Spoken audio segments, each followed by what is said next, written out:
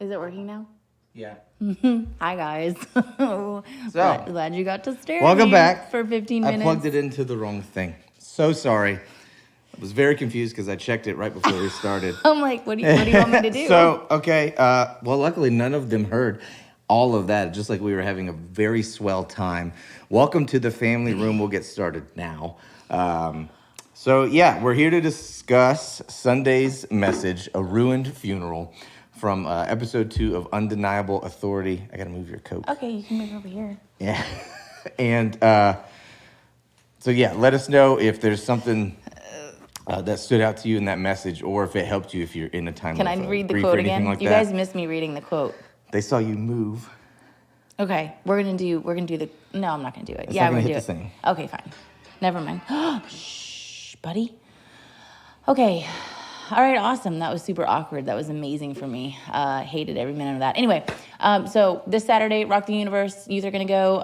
Then we still have Vertical Marriage going on. And then February is going to be some cool stuff coming up. Fire Youth Super Bowl Party, the Family Cook, the Family Church Cookie Exchange, the Valentine's Day card exchange for the Voyager kids. All that's going to be on the weekend of Valentine's Day. So details are on the event page if you want to do that, and I will do a better job with events next Wednesday.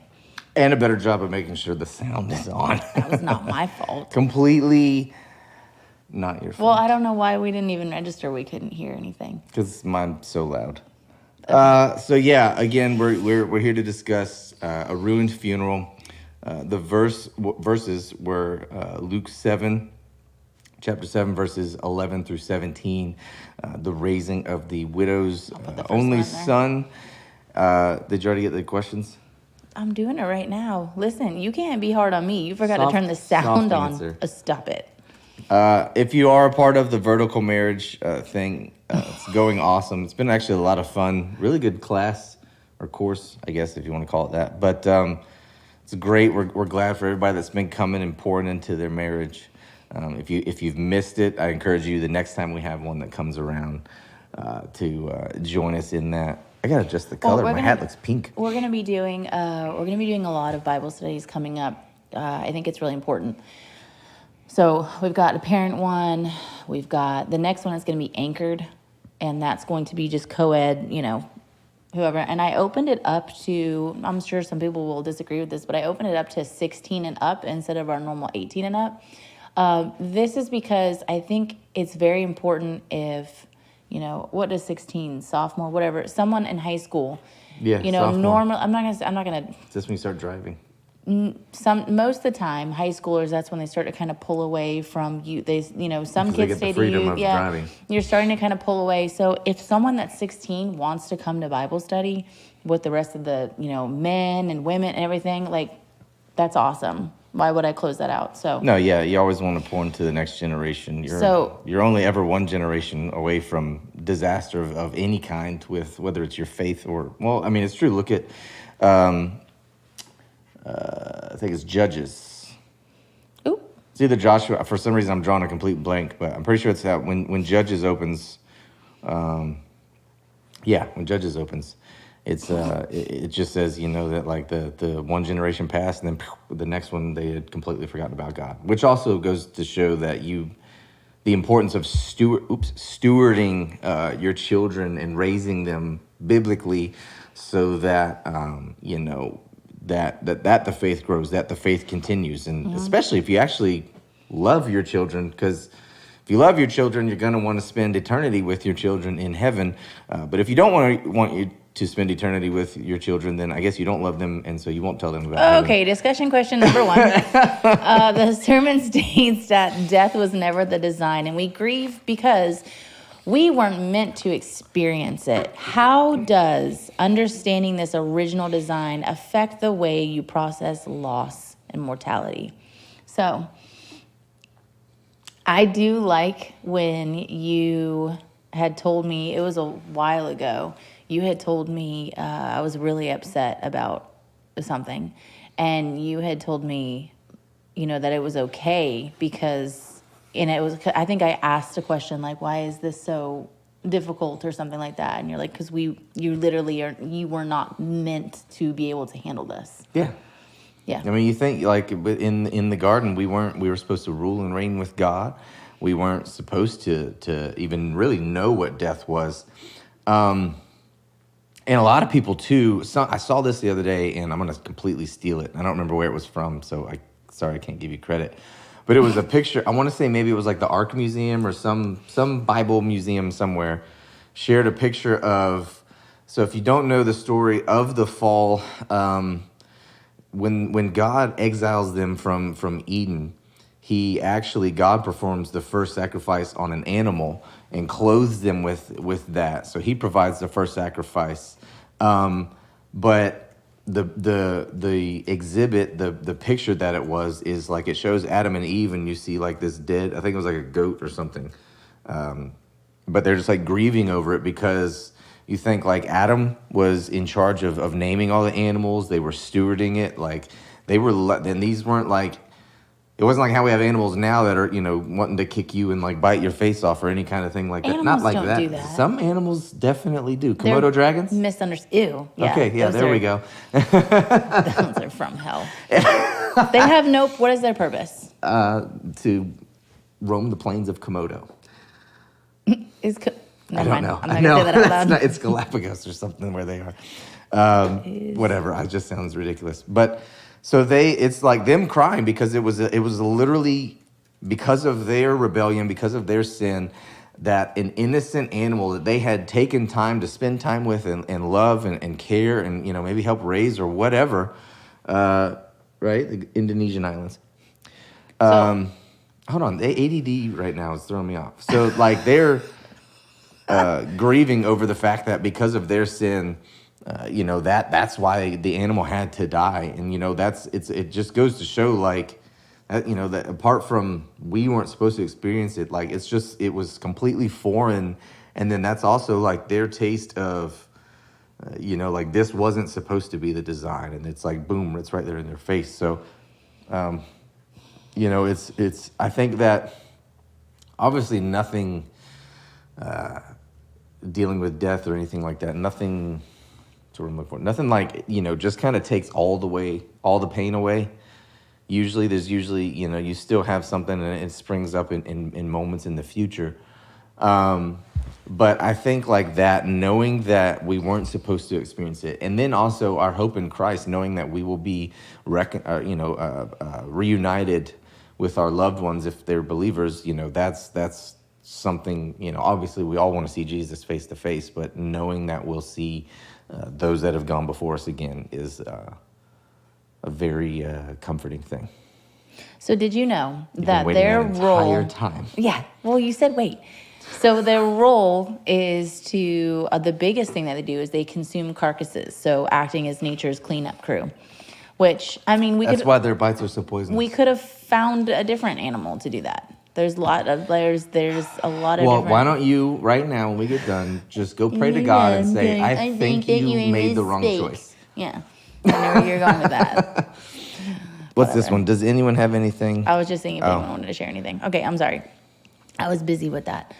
Okay, so we're going to talk about the interrupting one. We're totally just jumping all around it, so you'll be fine. It's okay. Well, they don't know. They can't see them. Oh, okay. So I did put a question in the chat that was not a discussion question, and obviously nobody is pressured. Ooh, Donna making fried chicken. Oh, frying chicken feet. Ooh. Yeah, Donna. You got to read the whole thing. I did. Okay, so discussion question number 2 is the pastor says you'll love the why God interrupts your life, even if you don't like the how or when. Amen. Looking back, can you identify a divine interruption where you now understand the purpose behind it? Any thoughts, Pastor Jared? I got to see the question. It's right here on I know, but it wasn't Facebook. loading. I'm a visual. Holy moly. You'll love the why God interrupts your life, even when you don't like the how or the when. Looking back, and you identify. Obviously, a big one for me is this and in ministry, and all that comes with it. Even the unexpected things that you had no idea would have been there, but thus there they are. You're fancy. You're extra fly. Why do you keep saying that word? That's the first that you said it earlier before we left the house. I don't think I said that word. Yeah. Okay. Soft words. But Jared. it's obviously, no one likes like interrupt, especially, like when you're talking, someone interrupts you, like Kelsey does all the time. But, we don't like being interrupted. And we also don't like our lives being interrupted like that. And, many of us, and like we had all these plans laid out. She was a nurse, I was a lineman, and we had the idea, when the kids got older, I was going to get my journeyman ticket, and we just travel around and go see all these different Okay, states hold on. and all that. But You didn't 100% agree to that. You were like, oh, well, I don't know. That's how I talk. You were happy with just staying, and I'm like, now we're going to travel. I don't know why it sounded like That's how you said it. Soft answer. No, we're going to travel. We're going to travel. But, it's just that we had all those plans. Yeah, but they weren't the plans. They were just our plans. It was just So plans. it's technically not an interruption. Well, it is an interruption because that was our plans. Yeah. And it also, I don't think I dove into this on Sunday. Dove.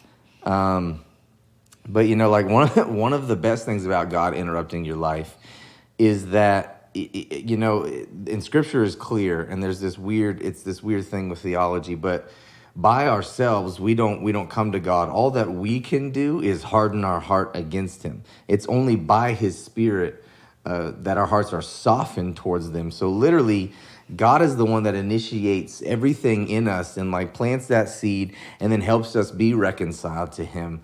And it's just that's just this big mind-boggling thing. But it's like that. Like that's literally an interruption. Like God legitimately, apart from interrupting you to pull you into your purpose, one of the best ways that God interrupts your life is for life, so that you will be raised to life. So you won't like, sometimes how He interrupts you, because for a lot of people, it's unexpected, or it's, they hit rock bottom with, going to jail, or, losing everything, losing all their money, going bankrupt, whatever the case may be. Sometimes they'll hit rock bottom, and or just sometimes out of the blue, just something unexpected. So they don't like when it happens. Or they've got all of life is going great for them, and they've got a small business or something. They got, like we had all these plans, and then out of nowhere, God's just like, nope, stop doing that and go do this. So you won't like that necessarily. Usually, I think 95+% of people would be honest, and the other 5% would be Would dishonest. you say that sometimes interruptions are maybe a positive thing for some people? We always speak it in like they're super negative.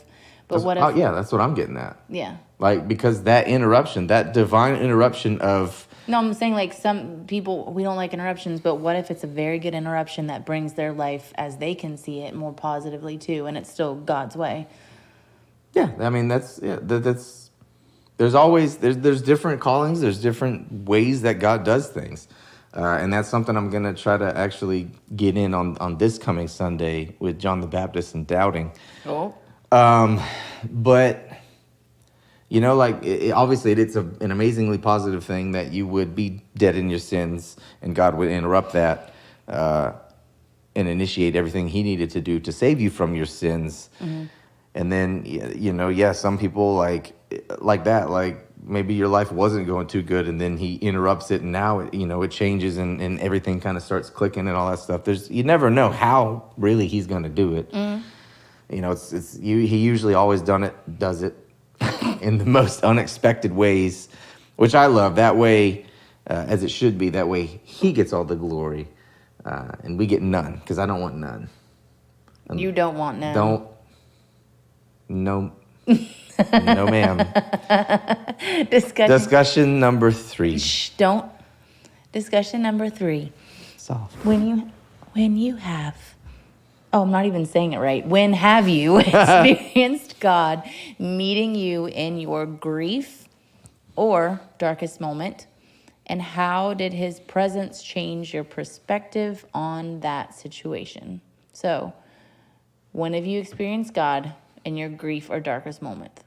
And how did His presence change your perspective?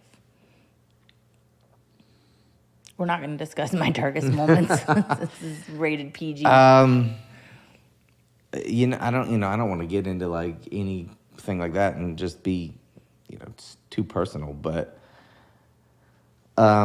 I've had obviously times of grief and other kind of things, and I don't want to sound like one of those hyper religious people, but I pray pretty much every time that I pray. I'm always asking God to grieve me for what grieves Him and help me to love others the way that He loves others, like others.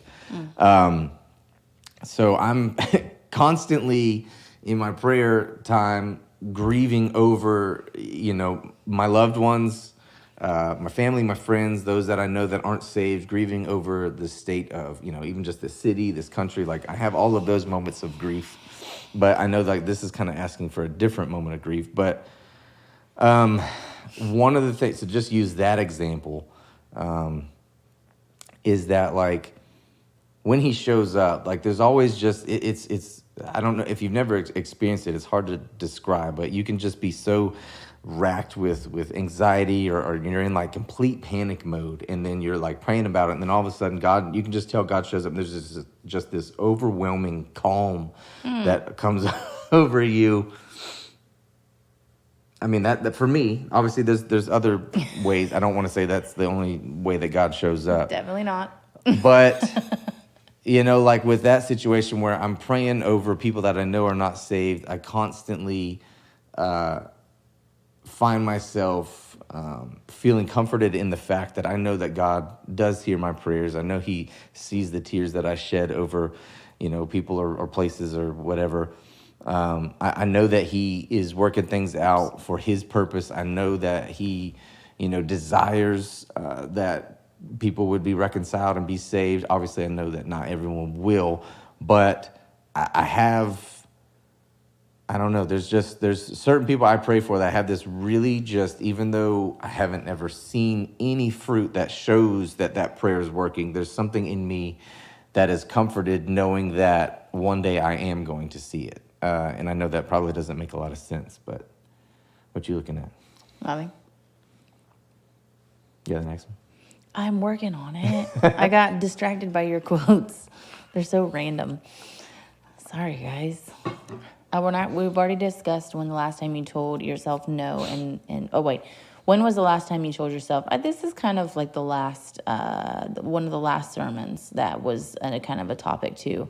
When was the last time you told yourself no and God absolutely yes without asking for details? That I really wonder what the amount of people that actually do that, like realistically. There's a number of ways that you can see that fruit, obviously. And it all depends on, excuse me, the application of that no. So if they're, trying to fix their health or fix their diet, something's in my throat, sorry. Would you like some Coke Zero? No, I have a water right here. Oh, okay. I guess that's better.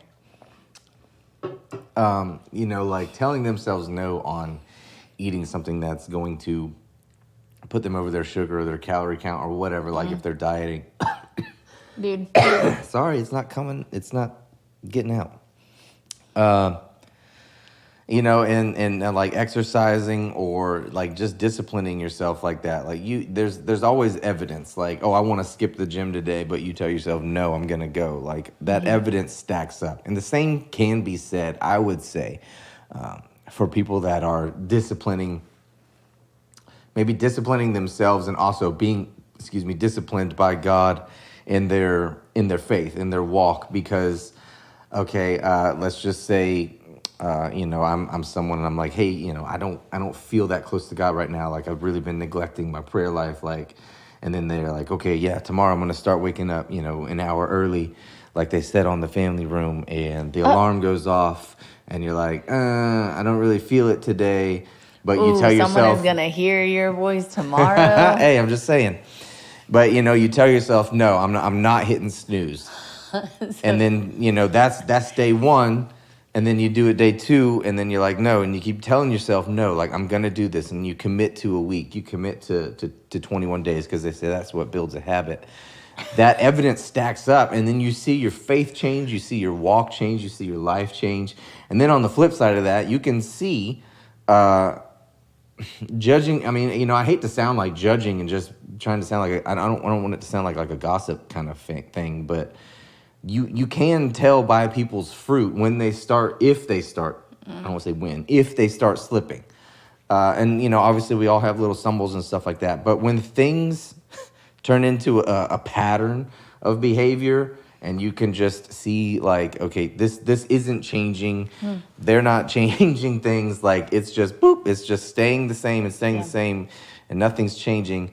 You can kind of tell like, oh, they're probably not, telling themselves no. They're probabably not. Why are you smiling at me like that? I'm And disciplining being good. themselves.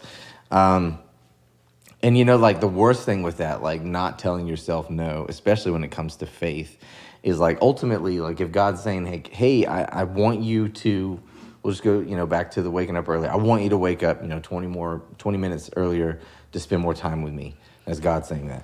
And you're like, and then you hit Why would it be snooze. confusing? I'm just saying, I want to make sure they see like the point, like, Jared's and texting everyone. that alarm comes up in the morning and you're like, no, well, you're not in that moment when it's that kind of spiritual discipline. You're no longer telling yourself no, you're telling God no. Like, no, I'm choosing sleep over you. No, I'm choosing comfort over you. No, I'm choosing convenience over you. No, I'm choosing this over you. If God's telling you to step out somewhere in faith, or to do something, or to not do something, to whatever, and you just say no, like you're in rebellion. You're being disobedient. This morning, when you got up, I've not been sleeping well. So No. this morning you got up, and what time was it? 4. So you got up, and I was laying there, and I'm like, I'm such a bad wife. What? I should get up, and I should go be with him, and we can have this huge moment and pray together, and it'd be so amazing, and probably things would really change if I got out of bed, and I went and got down next to him, and I'm talking to myself, and I'm like, God can totally hear me where I'm at. And I actually I stayed awake for another 10 minutes or so. And I was like, I was out, and it was cold. And so I stayed in bed. cold. And Poor little thing. I stayed in bed. He can hear me in bed. I don't have to go to the living room No. and put the blanket down in front of the little electric fireplace like you, literally the same. So I said a little prayer while you were praying, and I was like, okay, cool. Okay. And then I woke back up, and I was like, horrible wife. I should have gone out there with him. Wow. Thanks for sharing. That's kidding. Oh. It's just jokes. Okay, the pastor challenges that we often... What? The pastor? Challenges? Is that his name? Why did you say it like that? That we often want to get clean before coming to Christ, rather than coming to Christ to be cleaned. A lot of people have heard this from you a lot. Yep. Sorry about that sentence. How does this shift your understanding of grace and who belongs in the church? Well, pretty much everybody belongs in the church because we're all sinners in need of a savior. And again, like she said, that this is something I say constantly. And, there was something else that you said earlier about that I brought up recently again. Oh, telling yourself no with the discipline thing. And, I hope it doesn't come across as just like, oh, he's just repeating, because whatever. I don't even need to get in that. Okay. But Whoa, buddy. I got to see it again. Oh. Yeah, there's a lot of people that don't come to church. For one, they say 85% of people come with an invitation. But a lot of people won't come, just by themselves because maybe they think that, and they've probably experienced it or at least seen it. The stereotypical just high and mighty, holier than thou kind of Christian person that shuns them right out of the door for what they're wearing, or how they do their makeup or don't do their makeup or this or that. And they have all of these weird standards of, just stuff. And they suddenly expect the person that, got saved on Sunday should be completely radically changed by Monday, and no longer be smoking, no longer be cussing, no longer be doing this, all of that. And it's like, man, that stuff, you got to think, like, a lifetime of sin. Yeah, it was forgiven in a moment back then, but you still have those habits. You still have the flesh to wrestle against. You still have, it's just a process, that lifelong process. But too many people, for whatever reason, they get however far down the road, and there's just this weird tendency to just be so prideful and egotistical to where they, just bash people. I heard Josh Howerton, he had a thing in one of his sermons about a guy that worked, I think it was like a gas station or something, when he wasn't a pastor yet. He was somewhere at the church. And I don't know who Josh Howerton is. Howerton. But anyways, so he invited the guy to the church, and the guy said he was going to come, and he, I guess all he had was just a uniform. So he went to go to the church, and again, he wore the uniform because he had to work right after the church. Mm-hmm. And so he said Josh looked for him. Scrubs before. Josh was looking for him, and he never showed up. Oh. So he went up to him later, like in the gas station, and the guy was like, yeah, I tried to come. I made it to the door, and they told me I needed to leave and go find something better to put on for God's house. And it's like, we hear that, and it just sounds, for some of us, it sounds completely foreign, because it's like, how the heck could you say that to someone and, think like that and live like that? But that's the reality for many churches, unfortunately. And like that could be all it takes for that guy to never come to God. Like, I can't imagine being, or if he was ready to go off the bridge. Yeah, like somebody that was unfortunately, really down and depressed. That you never know. You never know where someone's at and what you say would do to them or do to their mind. Our first impression team is so good. Yeah. They are always even noticing people in the They're even noticing people in the parking lot that are like struggling to come in, and they'll go talk to them. They're really, really good. Yeah, it's just, you got to be welcoming, you got to be inviting, because God is, and he died for the whole world, not just for you and your mom. What is this Sunday? This Sunday is when John the Baptist sends two of his disciples to Jesus, asking him, are you the one we're looking for or not? I think it's verses 18 to 36, but that's like the break in the text in the Bible, which those don't exist in the original manuscripts, but we just do that for ease of memorization, whatever. But since that's a long one, I'm praying about breaking it up into like two parts, so that way, because there's a lot in it. Mm-hmm. And it's a bigger number of verses, and I don't want to just like skim through some stuff to make sure I cover the whole section. I'd rather slow down, get all we can from this first little section, and then go the next week into the second section. Yeah. Because if you read it, John sends his disciples, Jesus answers them, and then they leave to go back to report to John, and then Jesus gives like this big praising report of John and how great John is, and some other stuff that's just like really theologically rich and beautiful. And it's just, I don't want to skip, because it shows like, John the Baptist was doubting, and a lot of people doubt well, everyone doubts at times. Some people just don't want to talk about it. And that's unfortunate, because I think those same people, they feel guilty for doubting. So I want to make sure to really, break all that down with look how awesome and great John the Baptist was, and yet he still doubted, and all of these other people doubted. So it's we're going to hone in on that, and then we'll pick up the second half the week after, I guess. Okay. What? I don't know. That's what you're doing. Oh.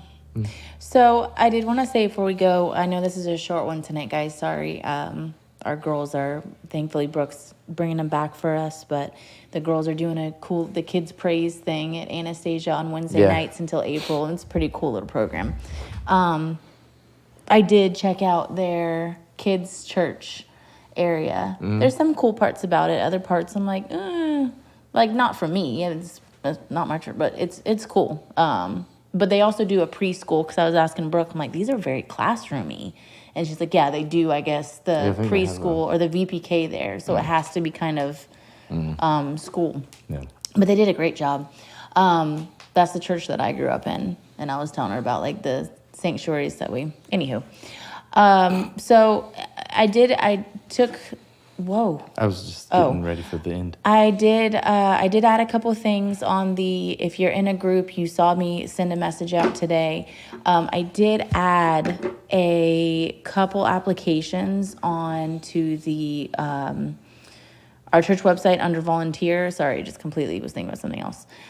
So it's, familychurch.social, and you go to the volunteer. It's under connect. You hit connect and you go to volunteer, and I have all the teams, listed like that, and like the in-house teams, and then I had the outgoing ministries, and obviously we do have more teams than that. There's like the connect team, like there's more teams than that, and I'm slowly in the care team and stuff like that, but they have their own page on there, right? The family care team. Yeah. So that's not every single team. That's just the vast majority that people are usually first-time visitors are interested, or not first-time, but new visitors. Especially the most needed. Yeah, these are like the positions that Need to get filled. keep the church operational, like production and Voyager Kids, security, first impressions, what have you. So anyway, so if you go on there and anyone asks you on church service, like, hey, I really want to get involved with first impressions, what do I need to do? I went ahead, it took like 2 days to do it. I went ahead and made where you can click on there, and it's almost like going on to a website where you're applying for a job, and they can click the position they want to go for. It brings up a little application. It's nothing crazy. I know the security and Voyager Kids ones is a little long just due to, obviously, we do background checks for security and Voyager Kids volunteers. It's important. Yep. So it's just a little more detailed, but it's just it's a feeler out. We just want to make sure that we're having the right people. What? Richard said a church turned him off because to go there they had to have your W-2. Cult. Ew. I don't know. That's gross. That's insane. Never mind.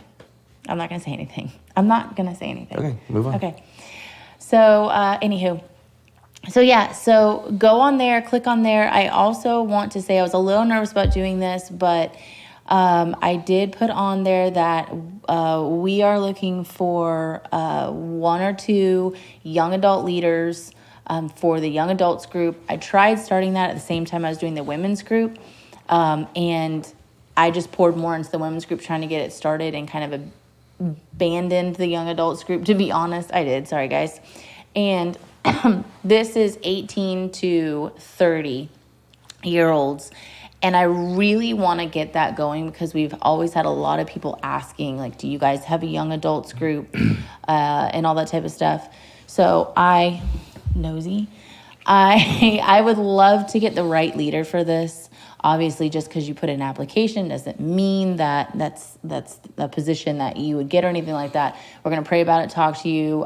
We take this very seriously with leadership. So if you know of anyone that's interested in that, basically it would be daily activity in the app. I already have the young adults group app. There's like 30, 40 young adults in it already. It would be just daily, just devotional, Bible reading, just keeping the conversation going, being support and fellowship. At least I'm hoping for once a week, but at least once a month, everybody's getting together. You're doing stuff, beach Bible study, meeting at coffee shops, helping out at the food pantry, helping out with other organizations around town and homeless outreach. Just, if I forgot you, I'm sorry. I'm very tired. But it's just kind of doing community work and really growing together in that, weird stage of, well, not weird, but mine was weird, of 18 and 30. I can be in that group because I'm only 25, but I don't feel like, I look 25, right? Why are you being quiet? I'm reading something on my phone. Okay. Anyways, so what? There's a lot. Yeah. So if you're interested, fill that out. Or if you know that someone's interested, go ahead and push them to fill that out. And we'll be talking to them and see if that's a good fit. Do you have anything else? No, just make sure you're dragging people to church. Dragons. Dragging. Oh. Oh my gosh. If you're inviting dragons to church. No, don't do that. But yeah, so Sunday morning we'll be continuing Undeniable Authority. If you have doubted God, if you know someone who doubts God, I have. or anyone that has doubts about God, I have. I encourage you to invite them and bring them there. Try to get them in the building by any means necessary. Well, almost any means necessary. Oh Like my don't like gosh. kidnap them or something like that. I mean, you can't just don't tell us, because then once you tell us, No, I then don't feel like having the cops interrupt they won't find out. the service. It's fine. We have I'm not security. endorsing that. No, we have safety. Oh, we have safety. It could be. Never mind. Yeah. So, anyways, come Sunday morning, 10 a.m. Get there early. You don't want to miss worship. It's been amazing. I mean, it's always good, but it's been really, really great lately. We're believing for good things to come. So, you guys have a great rest of the week, and we will see you on Sunday. Sunday. You have Saturday prayer.